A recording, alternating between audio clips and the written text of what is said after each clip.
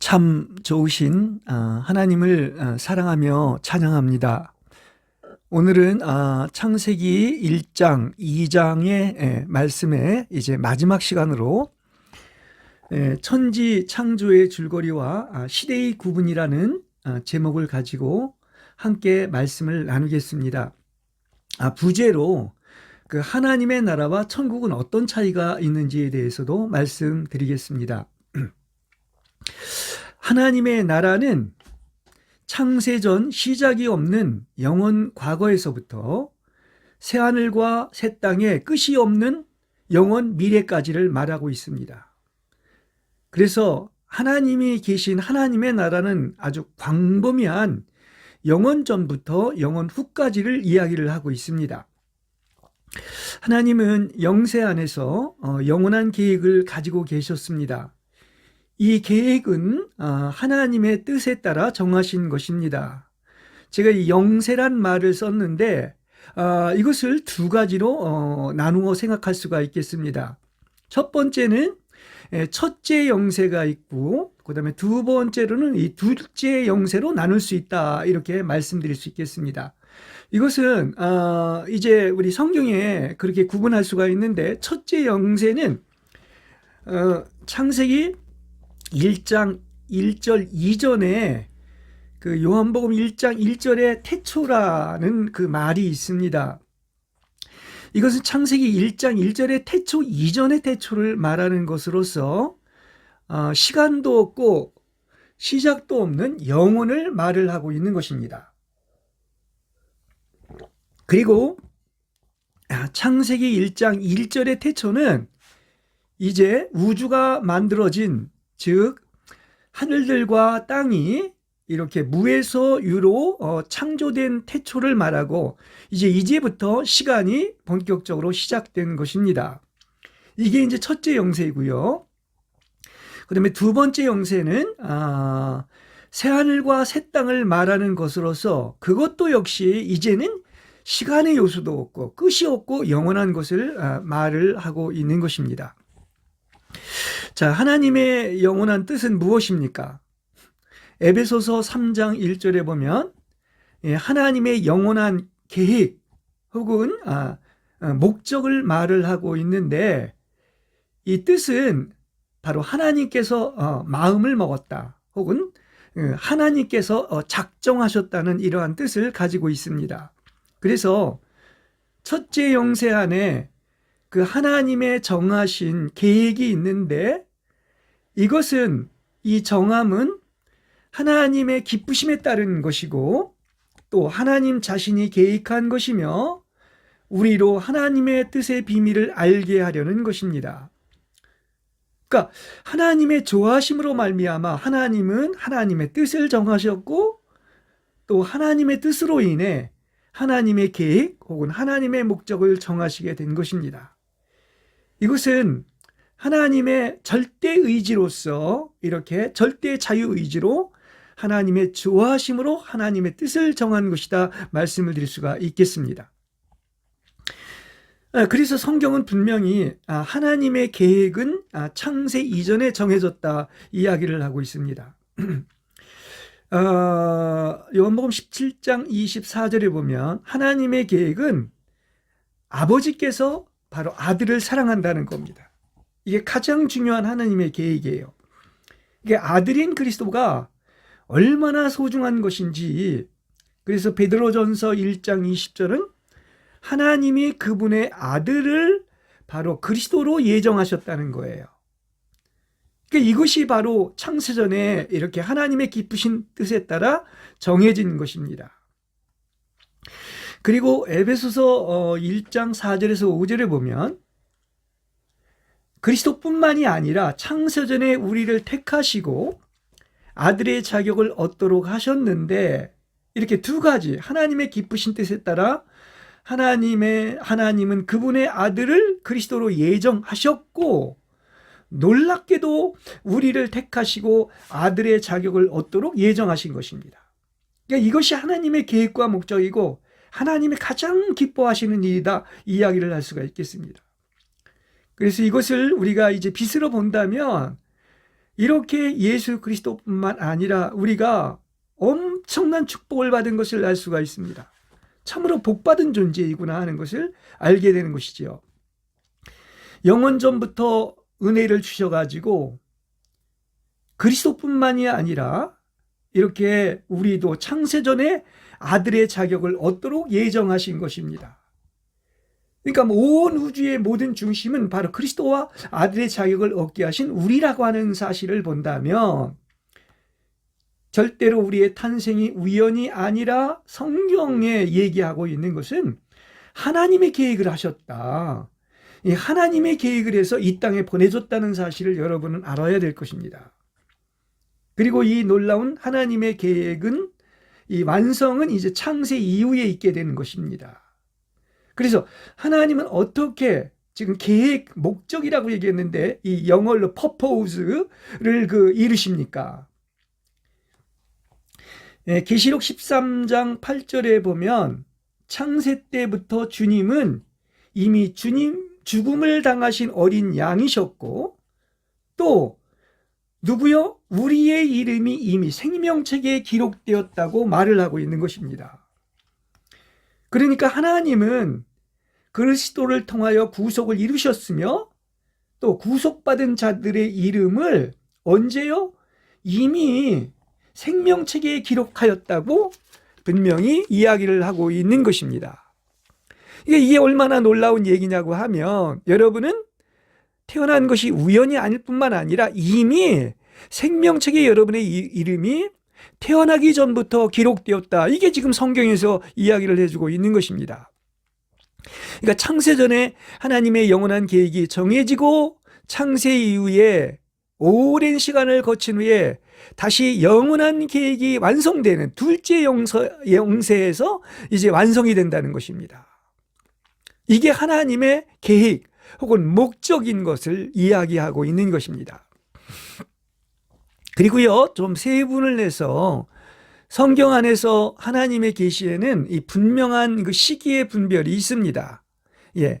그래서 우리 사람에 대하여 성경은 대략 그 7시기를 나누어서 이야기를 하고 있는데 일반적으로 이렇게 7시기로 구분을 해볼 수가 있는 것입니다. 첫 번째는 무죄 시대입니다. 이것은 아담과 하와가 그 에덴 동산에서 죄짓기 이전의 시기를 말을 하고 있는 것입니다. 그 다음에 두 번째는 이제는 이제 양심으로만 살아가는 시대인데 낙원에서 쫓겨난 이후에 양심으로 살아가는 시기로서 언제까지를 구분하느냐 하면 이제 홍수로 심판받기까지를 두 번째 시대라고 얘기를 할 수가 있는 것입니다. 그 다음에 세 번째는 이제 인간 통치의 시대로 이제 홍수로부터 바벨탑의 그 흩어짐에까지를 세 번째로 일반적으로 구분을 합니다. 자, 그 다음에 네 번째는 이제 그게 약속의 시대인데 이제 드디어 하나님께서 한 믿음의 조상인 아브라함을 부르시죠. 그래가지고 출애굽 시기까지를 바로 약속 시대라고 얘기할 수가 있습니다. 그 다음에 다섯 번째는 이건 여러분이 더 잘 알겠죠? 율법 시대인 것인데 이제 출애굽을 해서 드디어 이렇게 율법을 모세가 받은 때로부터 이제 주 예수님이 오셔서 십자가에 죽으실 때까지가 바로 율법 시대다 이야기를 할 수가 있겠습니다. 그리고 이제 이어서 여섯 번째 은혜 시대는 이제 주 예수님이 십자가에서 죽으시고 다 이루셨다 한 다음에 옛 창조를 끝내시고 이제 부활하시고 승천하시고 성령이 드디어 오셨습니다. 그리고 언제까지? 이제 성도가 이렇게 공중으로 휴거될 때까지를 이야기를 하고 있는 것입니다. 자, 그 다음에 우리가 잘 아는 것처럼 율법 시대를 거쳐 은혜 시대, 성령의 시대가 왔고 마지막은 이제 왕국 시대로서 이것은 천국을 얘기하고 있는 것입니다. 다시 말하면 주 예수님이 재림하시고 천년 왕국 때까지다 이렇게 이야기를 할 수가 있습니다. 이제 인간과 관련해서 이렇게 7시기를 얘기했고 제가 아까 그 이야기를 한 것처럼 크게 본다고 하면 이 모든 것을 포함한 이 첫째 영세인 창세부터 둘째 영세인 새하늘과 새 땅을 제가 앞에서도 이야기한 것처럼 이게 바로 하나님의 나라라고 이야기를 하는 것입니다. 큰 개념이죠. 그래서 이걸 이제 바실레이아라고 얘기를 하고 있는데 영어로 번역한다면 킹덤 오브 갓입니다. 그런데 이 안에 이제 모든 것이 다 포함되어 있죠. 그리고 시간 안에도 들어오셨고. 그런데 이제 아주 특별히 이 바실레이아라고 하는 하나님의 나라의 어느 그 특정한 부분이 있는데 이게 바로 이제 천국입니다. 다시 말하면 주님이 오셔서 천국이 시작되었고, 그래서 주님이 계신 곳이 천국이고, 또 이제 이어서 이후에 이제 천년 왕국이 있게 되는 것이죠. 천년왕국 혼인잔치가 있는데 이 특정한 시간, 이제 소위 그냥 시간으로만 얘기한다면 주님이 오셔서 지금 2000년이 됐고 앞으로 올 천년왕국과 함께 요 특별한 3000년의 기간을 바로 뭐라고 한다? 이것이 소위 이제 천국인 천년인 그 킹덤 오브 헤븐이다. 아까 하나님의 나라는 킹덤 오브 갓이고요. 천국은 요 특정한 부분인 킹덤 오브 헤븐이라고 이야기를 하고 있는 것입니다. 근데 이것을 왜 구분해서 강조를 하고 하느냐 하면은 이 천년왕국의 특별한 이 천년의 시간은 누가 들어가느냐? 그게 그 유명한 천국 그 혼인잔치로서 여기에 들어갈 자들은 상 받는 이기는 자들만이 들어가고 이렇게 신부로 예비된 자들만이 들어가기 때문에 이렇게 시대로 구분을 한 것을 알 수 있습니다. 그 믿는 자에게도 믿고서 구원을 얻고 결국은 천당 가는데 특별히 그 중에서 이 천년왕국에 들어갈 자들은 이기고 상을 받는 신부들만 들어간다. 이렇게 구분해서 이야기를 할 수가 있는 것입니다. 이걸 알아야 우리의 어떤 신앙의 생활이 달라지는 거죠. 그러니까 구원과 이기는 자가 돼서 상을 받는 것은 분명히 구분되어야 한다는 그런 사실인 것입니다. 그리고 지금까지도 우리가 얘기를 했지만 이 7시기 중 역시 가장 중요한 2시기는 지금 우리가 얘기한 것처럼 역시 율법 시대, 율법을 받고 주님이 오시기까지를 얘기하고 있는 것이고요. 그 이후에 이제 십자가에서 다 이루시고 주님이 다시 오실 때까지 이때가 바로 이제 은혜 시대다 이 얘기를 할 수가 있는 것입니다. 그럼 율법은 뭐 하기 위한 것이냐? 율법은 죄를 깨달아서 이렇게 그리스도에게 인도하기 위한 것이다 이야기를 할 수가 있습니다. 그래서 율법의 마침이 되신 예수 그리스도는 드디어 은혜 시대를 열므로써 오직 우리가 예수 그리스도를 믿음으로 값없이 구원을 얻은 것을 이야기하고 있습니다. 그러니까 우리는 이걸 알아야 돼요. 우리가 스스로 무엇을 하는 게 아니죠. 모든 것이 자신이 능력이 있고 잘할 수 있고 선을 행하여 구원을 얻는 것이 아니라 오직 하나님의 은혜로 사는 은혜의 시대이고 믿음으로 값없이 구원을 얻는 것을 이야기하고 있습니다. 그리고 나아가서는 이제 상을 얻어야 되기 때문에 어떤 것입니까? 오직 그리스도를 믿고 맡기고 의지하고 이제 더 이상은 내가 살지 않고 오직 그리스도만 살며 그리스도만 기쁘시게 하며 사랑하며 이렇게 영광을 돌리는 이 헛되지 않은 하나하나 주를 위해서 살았던 것에 값을 치르고 상을 얻는 것을 이제 이게 은혜와 이렇게 이런 그 어떤 상을 받는 것을 구분하고 있다고 하는 사실인 것입니다. 그러니까 값없이 믿음을 얻는 것도 중요하지만 말씀대로 순종하고 대가를 치르고 살았는가? 다시 말하면 내가 더 이상 살지 않고 내 안에 그리스도가 살았는가 하는 것이 이렇게 중요한 것입니다. 그렇죠? 우리가 이걸 분명히 구분할 줄 알아야 됩니다. 예수를 믿었지만 내가 아직도 무엇을 하고 열심을 내고 이루려고 하는 것은 이건 악한 겁니다. 왜냐? 하나님으로부터 온 게 아닙니다. 나로부터 나온 것이기 때문인 것입니다.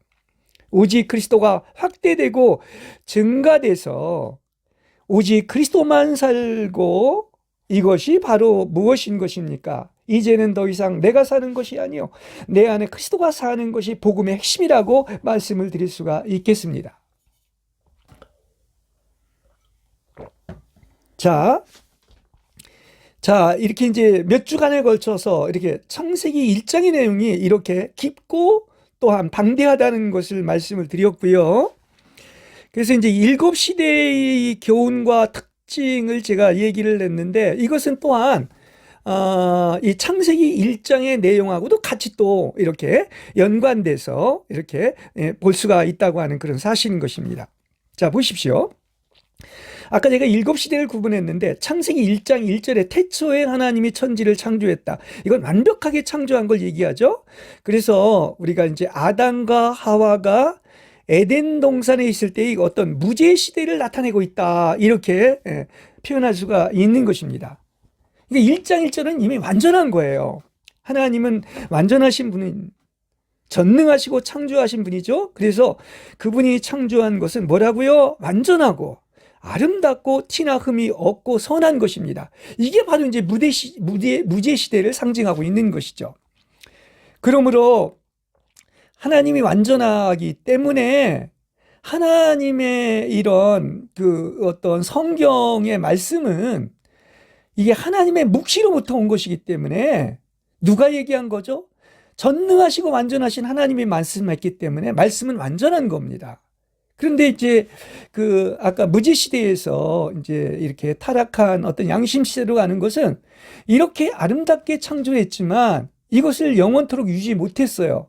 1장 2절에 가보면 땅이 황폐하고 공허하며 어둠이 깊음에 있어서 이렇게 그 아름답게 창조된 것이 황폐한 상태로 떨어지고 있는 것을 이야기하고 있는 것입니다. 그래서 이것은 이제 사람이 범죄했고 타락했으며 사탄의 말을 들으므로 하나님의 명령을 배반한 것을 의미하고 있는 것이죠. 이게 바로 이제 1장 2절이 죄로 인한 하나님의 심판과 진노인 것입니다. 그래서 우리가 아는 것처럼 이제 낙원을 잃어먹고 추방당하고 우리는 그 좋은 생명나무의 열매를 먹고 생수를 마시고 주님과 교통하는 데서 끊어져서 이제 영이 죽은 것이죠. 그래서 어둠과 사망이 지배하게 된 것이다. 이야기를 할 수가 있겠습니다. 자, 그 다음에 이제 1장 2절 하반절에서부터 5절까지는 그게 이제 바로 첫째 날의 역사를 얘기하는데 이제 여섯째 날까지죠. 이것은 소위 말하자면 낙원에서 쫓겨나서 홍수로 끝나는, 시대적으로 본다면 이거 양심 시대의 예표다. 이렇게 이야기를 할 수가 있겠습니다. 이 첫째 날 보면 빛은 드디어 비쳤습니다. 그렇지만 아직도 이 여섯째 날까지 가기까지에는 아직 그 사람에게는 정난한 죄와 황폐함을 나타내는 것일 따름인 것입니다. 계속해서 이제 전진해야죠. 네. 그래서 선악을 알게 하는 그 양심을 받아들였고 양심에 따라 살았지만은 우리가 죄의 성품과 죄악을 제지하는 하나님의 도움이 없었습니다. 그러니까 우리의 어떤 신앙의 여정도 이와 같은 과정 속에 있는 것이죠. 우리가요, 이제 빛이 비치면 우리 신앙생활에도 그렇습니다. 빛은 가장 먼저 무슨 일을 하느냐면 우리의 죄를 폭로를 하는 거예요. 그래서 에베소서 5장에 보는 것처럼 책망을 받는 모든 것은 뭐에 의해서 드러난다? 빛에 의해서 드러나는 거예요. 우리는 빛이 비쳐야지만이 우리가 죄인인 것을 알게 되는 것이죠. 그래서 긍정적인 의미에서 본다면 이것은 축복인 것입니다. 왜냐? 내가 잘나고 뭐 믿을 만한 줄 알았더니 타락한 나의 그 육체의 패괴함은 이게 추하고 악한 죄인임을 깨닫게 된다는 것입니다. 근데 이게 왜 복이냐고 하면 그래야 진정으로 회개하게 되고 하나님께 돌아오게 되기 때문인 것을 이야기하고 있는 것입니다. 그 다음에 이제 창세기 1장 1절에서 6절에서 8절까지는 이제 둘째 날의 그 역사를 그 이야기를 하고 있는 것인데, 바로, 우리가 잘 아는 것처럼 이것은 또 인간 통치의 시대이죠. 우리의 어떤 시대적 구분으로 본다면. 그래서 언제까지를 상징하느냐면 이제 홍수 때부터 이 바벨탑 사건으로 이렇게 여러 나라로 흩어지는 데인데 이게 바로 이제 창공 아래의 물과 창공 위의 물로 나누어졌다는 바로 그 둘째 날에 해당이 되는 것입니다. 근데 이때 이 중요한 포인트가 뭐냐고 하면 이 하늘들이 창조되었다는 것을 성경은 이야기하고 있습니다. 이 말은 무슨 얘기냐고 하면 결국 인간이 어떤 일을 하고 세상을 다스리는 것 같지만은 그야말로 이 세상을 다루시는 것은 하늘이 만들어진 것처럼 뭐다?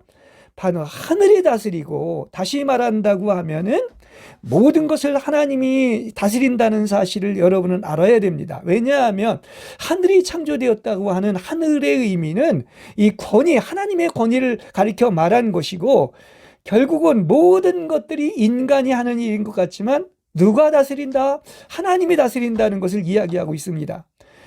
그러나 이날도 아직은 둘째 날에 해당되기 때문에 여섯째 날까지 가려면 성장해야 됩니다. 아직도 우리는 연약하고 견고하지 못하는 것이죠. 왜냐? 사람이 무엇을 크게 하고 인류 역사를 막 이루는 것 같지만 사람이 다스리는 것은 다 한계가 있습니다. 그리고 연약합니다. 언제까지 가야 된다? 마지막 여섯째 날까지 가는 것처럼 하나님이 완전히 통치하고 다스리기 위해서는 우리는 여섯째 날까지 진보해야 할 줄로 믿습니다. 자, 두 번째 날을 이제 얘기를 했고요. 그다음에 이제 창세기 1장 9절에서 13절은 이 셋째 날의 역사를 이야기를 하고 있습니다. 이건 뭐 우리가 가장 대표적으로 아는 것이 이제 무시, 땅이 바다에서 드러나고 또 나아가서 땅이 이제 여러 가지 식물과 열매를 맺었다는 그 내용인데, 요것은 이제 그 아브라함이 부르심을 받은 때부터 출애굽까지로 그 약속 시대의 예표다 이야기를 할 수가 있습니다. 약속을 아브라함이 믿음으로 말미암아 의인이 된 것을 이야기하는 약속 시대의 예표인 것입니다. 자, 이날의 역사는 이제 여러분 잘 아는 것처럼 그 거룩한 땅이 물속에서 분별되어서 그 사망의 물속에서 나오는 것을 알 수가 있습니다. 이렇게도 얘기할 수 있어요. 이 시대는 물이 이방인을 가리키고 땅은 유대 나라를 가리켜 말한 것입니다. 왜냐? 이 아브라함을 선민으로 부른 것이 바로 이제 이것을 우리에게 이야기를 해주고 있는데, 하나님은 특별한 한 민족 이스라엘을 선택해서 이방인 가운데 분별해서 이제 나온 것을 이렇게 묻지 드러났다고 이야기를 할 수가 있는 거예요. 여기서부터 이제 좋은 열매가 맺기 시작을 하는 것을 이야기하고 있습니다. 그래서 약속 시대는 아브라함이 분별되어 나와서 믿음의 조상이 된 것을 이야기하고 있는 것입니다. 그러니까 이건 하나님의 계획 속에 있는 것인데, 이건 특별한 거예요. 이스라엘이 선민이 된 것이 바로 이와 같은 것으로서 아브라함 때부터 시작된 것이고, 결국은 이것도 열매를 맺기 위한 것인데, 여러분 잘 아셔야 됩니다. 결국은 이스라엘을 잠시는 이방인을 구원하기 위하여 배척을 했었지만은 결국 하나님의 계획과 약속은 아브라함과 약속한 것처럼 이렇게 이스라엘을 통하여 완성되고 또한 이루어진다는 사실을 우리가 알아야 될 것입니다. 그리고 아브라함 이전까지 뭐 노아라든지 이러한 어떤 사람들을 에녹이나 이런 걸 얘기하고 있는 것은 이제 어느 대표적인 선민이 아닌 한 그 개인의 믿음의 차원이었다고 한다면, 이제 아브라함 때부터는 단체적인 한 무리죠. 바로 뭐죠? 믿음의 조상. 그래서 바로 아브라함을 선택해서 이 믿음의 가족인 하늘 가족을 이루는 것을 이야기하고 있는 것입니다. 그렇죠? 그래서 셋째 날이 이제 두 가지로 나눠집니다. 바로 뭐냐? 물에서 묻이 땅이 올라왔고, 그리고 땅으로 여러 가지 식물과 과일에서 열매 맺게 하신 것을 이야기하고 있는 것입니다. 요건 이제 뭐 어디까지를 얘기하느냐면 출애굽해서 예수님의 이제 십자가까지의 어떤 시기를 이제 얘기하는데, 이제 그래서 이게 이제 율법 시대의 예표라고 얘기를 할 수가 있겠습니다. 율법도 결국은 선한 것이고요. 율법을 주신 목적이 결국은 그것도 열매를 맺기 위한 것이다. 하나님의 목적이 이루어지게 하기 위한 것이다. 이야기를 할 수가 있습니다. 율법이 이스라엘에게 씨처럼 뿌려졌죠. 근데 이스라엘 사람들이 이렇게 이제 죄에서 방어하기 위하여, 보호하기 위해서 율법을 주셨지만은 정말 끊임없이 또 정말 죄를 범하고 또 회개하고 또 다시 죄를 범하는 역사를 반복하고 있는 것을 알 수가 있습니다. 그래서 이스라엘 백성들이 얼마나 많은 어떤 그 열매가 없었는지 하는 것을 구약을 읽어보면 알 수가 있죠. 그러나 분명한 사실은 구원의 뿌리는 어디에서 났다? 유대인에게서 나온 것이고, 또 정말 율법의 마침이 되신 예수 그리스도는 완전하게 율법을 지킨 분입니다. 그야말로 예수는 그 율법을 완전하게 지킨 어떤 최초의 사람, 완성된 분이라고 얘기를 할 수가 있고, 그래서 가장 아름다운 열매를 맺었다, 이렇게 이야기를 할 수가 있겠습니다. 자, 이제 율법 시대에 대해서 얘기했고요. 그 다음에 이제 창세기 1장 14절에서 19절은 이제 그 넷째 날의 역사이죠. 다시 말하면 하늘의 큰 물체인 해와 달과 이제 별이 창조된 것을 얘기하고 있는데, 요게 바로 이제 은혜 시대의 예표를 얘기하고 있는 것입니다. 다시 말하면 예수님의 죽으심과 성령이 오시고 성도들이 하늘로 휴거되는 때까지를 바로 이제 은혜 시대라고 얘기를 하고 있는 것입니다. 여러분, 하늘에 있는 건 다 좋지요. 해와 달과 별의 어떤 하늘의 광명은 바로 누구를 얘기하고 있다? 특별히 바로 그리스도와 바로 여러분인 교회를 말을 하고 있다는 이런 사실인 것입니다. 그래서 이것은 무슨 시대다? 은혜의 시대이고, 다른 말로 하면 성령이 오신 시대이고, 또 다른 말로 한다면 현재의 교회 시대를 얘기하고 있는 것입니다. 지금은 은혜 시대이죠. 또 성령 시대이고 교회 시대인 것입니다. 성경에 보면 그리스도는 해와 같아서 성령의 능력을 통해 사람의 마음 안에 나타나 은혜를 깨닫고 얻게 하는 것입니다. 아까 첫째 날에 그 빛이 비쳤는데, 이제는 이제 어떤 해와 달과 어떤 별의 빛이 비쳐서 우리 마음 안에서 은혜를 깨닫고 얻게 되는 것을 이야기하고 있죠. 그래서 빛이 충만할 때까지 가는 것입니다. 우리가 이제 은혜 시대에는 무엇을 하는 것이냐? 우리가 사는 게 아닙니다. 모든 것이 다 하나님의 은혜로 사는 거예요. 다시 말하면 그리스도의 은혜로 사는 것을 알아야 됩니다. 이것이 바로 이제 내가 사는 게 아니라 내 안에 그리스도가 사는 것이다. 빛이 비쳐서 이렇게 하나님의 은혜를 깨닫고 사는 것이다, 얘기를 할 수가 있습니다. 그래서 교회는 누구냐? 바로 그리스도의 빛을 반사하여 빛을 발하는 사람들입니다. 그러니까 빛은 이제 예수님을 얘기하고 있고요. 그 뭡니까? 달과 별들은 우리 믿는 이들을 얘기하고 있지 않습니까? 그래서 우리는 그 하나님의 빛을 받아서 빛을 반사하는 빛의 사람들이다. 그 너희는 세상의 빛이라고 얘기한 것이 여기에 있는 거예요. 그러니까 여러분, 빛으로 오신 그리스도가 여러분에게 살면 반드시 여러분은 뭐가 나온다? 빛이 발하게 되어 있다는 사실인 것입니다. 어둠에 있는 게 아니죠. 소경이 아닙니다. 그러니까 여러분은 그런 것이죠. 진정 여러분 속에는 빛이 있습니까? 어둠이 있습니까? 이건 말이 아니에요. 우리의 삶입니다. 어둠이 있으면 당연히 어둡겠죠. 죄와 사망 속에 있게 되고. 그러나 빛이 있어 보세요. 온 우리가 광명천지가 되지 않습니까? 그러니까 빛이 있는 사람은 당연히 마음에 빛으로 가득 차기 때문에 산 위에 있는 성처럼, 그렇죠? 이렇게 등경 위에 있는 등불처럼 모든 사람에게 비추게 되는 것입니다. 그러니까 우리는 빛을 비추는 모든 것은 다 어디로부터 왔다? 하늘로부터 온 거예요. 해와 달과 별처럼. 그렇죠? 그래서 우리는 확실히 세상 사람과는 다른 겁니다. 왜 다르냐고 하느냐? 땅에서 온 게 아니에요. 첫째 아담은 땅에서 왔지만 우리는 하나님의 빛을 받고 둘째 아담에게서 왔기 때문에, 예수한테서 왔기 때문에 어떤 것입니까? 하늘에서 온 사람들이고, 그래서 우리는 세상에 속하지 않고 우리의 생활은 그 성질이 어디에 있다? 하늘의 성질에 있고 하나님의 성품이 있고 하나님을 표현하고, 그래서 우리는 어떤 사람들이라? 이토록 좋으신 그리스도를 인해서 항상 기뻐하고 범사에 감사하고 만족함으로 말미암아서 얼굴에서 어떤 표시가 난다? 그분의 빛이 빛남을 보게 될 줄로 믿습니다. 그렇습니다. 그래서 우리는 빛이 나는 사람들이에요. 그것을 알 수가 있죠.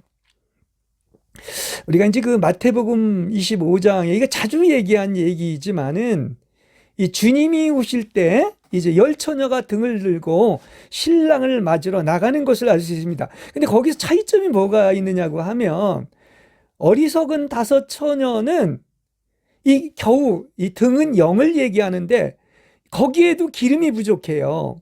그래서 등불이 꺼져가고 있다고 그랬습니다. 빛이 나야 되는데. 그런데 현명한 다섯 처녀들은 등에도 기름이 있을 뿐만 아니라 이 그릇은 혼을 얘기하는 겁니다. 그래서 영에도 성령으로 충만하고 혼인 자아에도 이 그릇에 기름이 충분했다고 그랬어요. 그래서 결혼잔치에 들어가고 천국문이 닫혔다고 이야기를 하고 있습니다. 그러니까 분명히 본다면 이렇게 성령으로 충만하고 빛이 나는 빛을 비췄던 사람들은 천국에 들어가고 천국문이 닫혔어요. 그런데 그 위에 남은 처녀들이 뭐라고 하느냐? 주님, 주님, 열어주십시오. 이렇게 사정을 했지만은 신랑이신 예수님이 뭐라 그러냐? 나는 여러분을 도무지 알지 못합니다. 이렇게 마태복음 25장 1절에서 13절의 그런 내용을 이렇게 압축해서 이야기를 하고 있는 것입니다. 그렇습니다. 우리는 이렇게 빛이 오면 빛으로 가득 차게 되고, 이것은 또 다른 말로 하면 성령으로 충만한 것이고 내 안에 그리스도가 사는 것을 이야기하고 있는 것이죠. 그러니까 이렇게 복음의 빛비침은 하늘에서 이렇게 빛비치는 것처럼 은혜 시대의 특징이다. 이제 이렇게 말씀을 드릴 수가 있겠습니다. 자, 그 다음에 이제 다섯째 날의 역사죠. 창세기 1장 20절에서 이제 23절의 그 내용을 그 이야기를 하고 있는데요. 이때는 뭐 우리가 그 뭐죠? 물에서 물고기가 창조되고 하늘은 새들이 이제 나는 이러한 창조를 이야기하고 있는데, 이것을 이제 일곱 시기와 이제 구분해서 이렇게 이제 말해 본다고 하면, 이제 그 은혜 시대, 율법과 은혜 시대를 지나고 이제 마지막으로 어떤 특정한 시대가 있는데, 이게 바로 7년 대환난의 시기를 예표하고 있다. 이렇게 얘기할 수 있습니다. 이건 잠깐의 시간이에요. 그 여섯 번째 이제 은혜 시대가 있고요. 마지막 7번째는 아까 처음에 얘기한 것처럼 천년왕국 시대가 있습니다. 근데 요 사이에 이제 무슨 일이 있느냐면, 땅에서 7년 대환난이라고 불리는 이 시험하는 시기가 있다는 사실인 것입니다. 왜냐? 이게 있고 나서야 그야말로 심판을 받고 천년왕국에 들어가느냐 못 들어가느냐 하는 것이 결정되기 때문인 것입니다.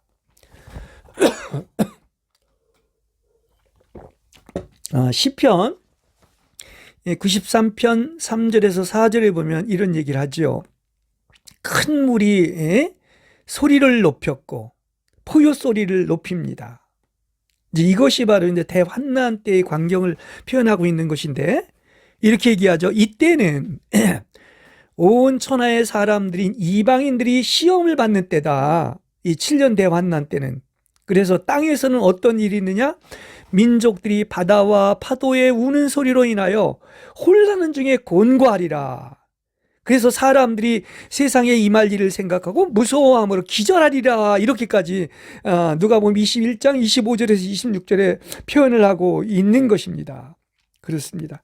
이건 이제 총 그 어떤 대단원의 정리처럼 이 땅을 이제 심판하고 천년왕국을 이루는 어떤 시기라고 얘기할 수가 있죠. 그리고 이때에 하늘에 속한 하나님의 백성은 모두 이제 집으로 돌아와 모이게 된다는 것이죠. 그래서 그 대환난의 시기에 사실 우리 믿는 이들에게는 축복입니다. 왜냐하면 아까 하늘의 새들이 창조됐다고 했는데 성도들이 공중에서 주님을 영접하는 거죠. 그러나 믿지 않는 이 땅의 거민들은 세상은 큰 시험을 당하기 때문에 이건 정말 말로는 표현할 수 없는, 창세 이래 이런 대환난은 없었다고 이야기를 하고 있습니다. 그러나 우리는 하늘의 어떤 새들로 이렇게 창조된 사람들이기 때문에 어떤 일이 있다고요? 성도들은 공중에서 그때 주님을 영접하는 일이 생기는 거예요. 이게 대환난 때 이루어지는 것입니다. 그것도 이기는 자들은 그 중간에 이루어지는 것을 알 수가 있습니다. 성경은 그 어떤 예표를 얘기하는 어떤 분명한 것들이 무엇을 상징하고 있는 것인데, 마태복음 6장 26절과 10장 29절 31절에 반복해서 새가 나옵니다. 근데 거기에도 보면은 천부께서 기르시는 성도들을 새로 이렇게 표현하고 있는 거예요. 그러지 않습니까? 그 새를 얘기를 하면서 아버지께서 허락하지 아니하면 하나라도 땅에 떨어지지 아니하니까 두려워하지 말라고 그랬어요. 그 한 데나리온에 2마리의 참새를 살 수 있으면 2데나리온에는 4마리의 참새죠. 그러나 마지막 1마리가 덤으로 주는 너의 그것조차도 그게 그 성도의 기함을 얘기해 주고 있는 거예요. 더 물어주는 마지막 한 마리의 새일지라도 그것이 바로 하나님의 어떤 귀한 성도들이기 때문에 절대로 하나님이 허락하지 않으면 하나라도 땅에 떨어지지 않는다는 것을 이야기하고 있습니다. 얼마나 섬세하신 하나님입니까? 이렇게 기억하고 세신받게 하고 있기 때문에 너희들은 두려워하지 말라는, 그러죠. 그 새를 보라고 하면서 너희들 두려워하지 말라, 이렇게 완벽하게 세신받고 보호하고 지키고 있다는 겁니다. 깃들 곳을 마련해 주신다는 것이죠. 근데 새는 어디에 살아요? 하늘에 살지 않습니까? 그러니까 우리는 하늘로 가야 되는 거예요. 뭐 무슨 얘기냐고 하면, 주께서 강림하실 때 구름 속으로 끌어올려 주를 영접하게 하시리니 그리하여 우리가 항상 주와 함께 있으리라, 이렇게 데살로니가 전서 4장 16절에서 17절에 말씀을 하고 있습니다. 그러니까 여러분은 그 특징이 빛이 있는 사람일 뿐만 아니라 항상 하늘에 사는 사람이에요. 그렇죠? 그래서 독수리처럼 하늘로 비상하여 더 이상 땅의 생각을 하거나 땅에 머물지 않고 그 하늘에 머무시는 그러한 그 자들이 되기를 바랍니다. 자, 그 다음에 이제 창세기 1장 24절에서 31절은 이제 여섯째 날의 이제 역사인데, 이것은 뭐 정말 아주 가장 귀한 어떤 하나님의 형상과 모양에 따라 그 완전한 그리스도의 형상이 이루어진 인간이 창조된 것을 이야기하고 있는데요. 이제 요것은 바로 그들이 이제 그 들어갈 곳이 바로 천년왕국이죠. 이미 이제 일찍 새하늘과 새 땅보다 이게 들어가는 이것을 얘기를 하고 있는 것인데, 이게 이제 제가 아까도 바실레아라고 하는 그 킹덤 오브 갓하고 또 킹덤 오브 헤븐, 천년왕국의 구분을 한 것이 이것입니다. 왜냐하면은 굉장히 중요한 포인트가, 천년왕국의 왕국 혼인잔치에 상을 받고 들어갈 자들이 우리가 되어야 한다, 신앙에서. 그래서 이걸 준비하고 살아야 된다는 것을 이야기하기 때문인 것입니다. 그리고 천년왕국에 들어간 자들은 어떤 것입니까? 예수님이 왕중왕인 것처럼 우리도 왕이 돼서 열국을 다스리고 세상을 다스린다는 사실을 아시길 바랍니다. 이게 이기고 상 받은 자들의 어떤 면류관을 얘기하고 있는 것입니다. 자, 우리는 뭐 항상 여러분 들어왔겠지만 아담과 하와는 누구를 얘기하고 있다? 그 아담은 장차 오실 그리스도의 예표이고, 하와는 티나 주름 잡힌 것이 없이 그분 자신께 드려진, 에베소서 5장에서는 그리스도의 아내라고 표현하고 있죠. 그죠? 그리고 이제 또 계시록에 가면 신부라고 표현되어 있습니다. 이제 그때 그리스도는 이제 인자의 자격으로, 사람의 아들의 자격으로 그분의 백성과 함께 그분의 보좌에 앉으실 것입니다. 결국 여러분들은 하나님의 보좌에 같이 앉게 되는데, 중요한 것은 어떻게 있느냐? 얼마나 주님 가까이에 앉을 수가 있느냐 하는 것이지요. 예. 이것도 우리가 한번 깊이 생각해 봐야 할 것입니다. 자, 그래서 이제 천년왕국은 이제 두 가지로 이렇게 크게 구분할 수 있는데, 이스라엘이 이 땅에 열국의 모든 민족들을 다스리는데 그게 바로 이제 메시아 왕국이 되는 거죠. 뭐 막 사막에 샘이 넘쳐오르고 막 꽃이 피고 독사구리가 어린이가 손 놓고 하는, 이게 바로 이제 메시아 왕국을 얘기하는 거죠. 그리고 이제 하늘에 속한 부분이 있는데, 이건 누구냐고 하면 오직 그리스도와 이기는 성도들이 공동왕이 되어서 이 땅과 행성을 다스리게 되는 것을 이야기하고 있는 것입니다. 그러면 성경은요, 참 우리가 이렇게 복을 받았지만 역시 한번 하나님이 약속한 것은 잊지를 않습니다. 또다시 이스라엘 사람을 이때 주의하고 있는 것인데, 왜냐하면 이 천년왕국 때 이 땅의 부분은 메시아 왕국이 이루어져 가지고 이사야 27장 6절에 보면 장차 야곱이 뿌리를 내리니 이스라엘이 꽃피고 움터 그들의 결실로 지면을 채우리라고 이야기하고 있습니다. 그러니까 이 지상에는 이렇게 낙원 같은 천년 메시아 왕국이 이루어지는데, 그들은 제사장의 나라가 되고 또 온 열국이 이렇게 예루살렘에 와서 제물을 드리는 이런 놀라운 일이 생기게 된다는 것을 이야기하고 있는 것입니다. 물론 그리고 이제 이기는 자들은 하늘 보좌 가까이에서 메시아의 왕국이 아닌 하늘에 속한 부분에서 열국을 다스리 이런 권세를 갖게 된다, 이야기를 하고 있는 것입니다. 자, 이제 여섯째 날까지 했고요. 이제 일곱째 날은 드디어 하나님이 안식하셨다는 2장 1절에서 3절까지의 말씀인 것입니다. 그래서 사실 이 천지 창조를 얘기할 때는 2장 1절에서 3절은 1장에 본래는 돼야 돼요. 근데 나중에 이제 구분하는 사람들이 2장에 넣는데 본래대로 한다면 일곱째 날까지이기 때문에 이건 1장으로 봐야 되지 않는가 생각합니다.